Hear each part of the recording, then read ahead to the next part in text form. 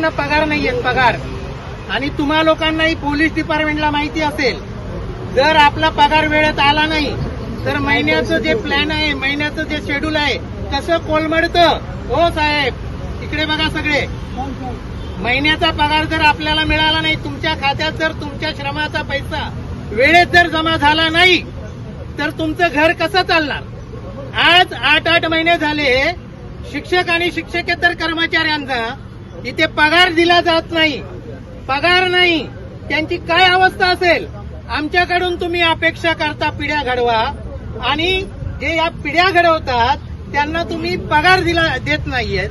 हा किती गंभीर मुद्दा आहे आणि हा किती गंभीर प्रश्न आहे. आणि तुम्ही आमच्यावर दबाव आणता घोषणा द्यायच्या नाही. अरे नशीब आम्ही घोषणापर्यंतच थांबलोय. आज परिस्थिती अशी आहे की काय काय करू शकतो, परंतु आम्ही शिक्षण क्षेत्रामध्ये वावरणारे सर्व सन्मानित कर्मचारी आहोत. आम्ही तुमचा आदर करतो, आम्ही पोलीस डिपार्टमेंटचा आदर करतो, सन्मान करतो. तसाच सन्मान आदर तुमच्याकडून आम्हाला अपेक्षित आहे. आणि हीच सन्मानाची भाषा सन्मान केलेल्यांना कळते. त्याच्यामुळे आम्ही आमचं काम करत आहोत. आंदोलन करणं हा आमचा घटनादत्त अधिकार आहे. आम्हाला विचार मांडण्याचं या देशाच्या राज्यघटनेने स्वातंत्र्य दिलेलं आहे. तुम्हाला आणि कायदा आणि सुव्यवस्था पाहण्याचं स्वातंत्र्य दिलेलं आहे. आम्ही कुठेही कायदा आणि सुव्यवस्था बिघडवणार नाही, कारण आम्ही सर्व शैक्षणिक क्षेत्रातले लोक आहोत. त्याच्यामुळे आंदोलन आम्ही आमच्या पद्धतीने करणार. तुम्ही तुमचं सहकार्य करा, आम्ही पण तुम्हाला सहकार्य करू. परंतु अगदीच अटीतटीची लढाई केली तर इथे आम्ही सरळ ठिय्या आंदोलन करू, इथे आम्ही उपोषण करू. आणि जोपर्यंत आमच्या मागण्या मान्य होणार नाहीत तोपर्यंत इथे हलणार नाही.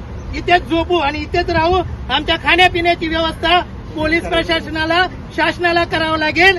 याची गांभीर्याने तुम्ही नोंद घ्या. बोला.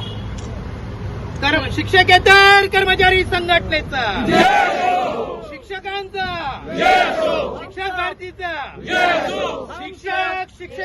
शिक्षकेतर एकतेचा, हम सब अरे कोण म्हणतं देणार नाही? कोण म्हणतं देणार नाही? वेतन आमचा अधिकार आम्हाला मिळालाच पाहिजे.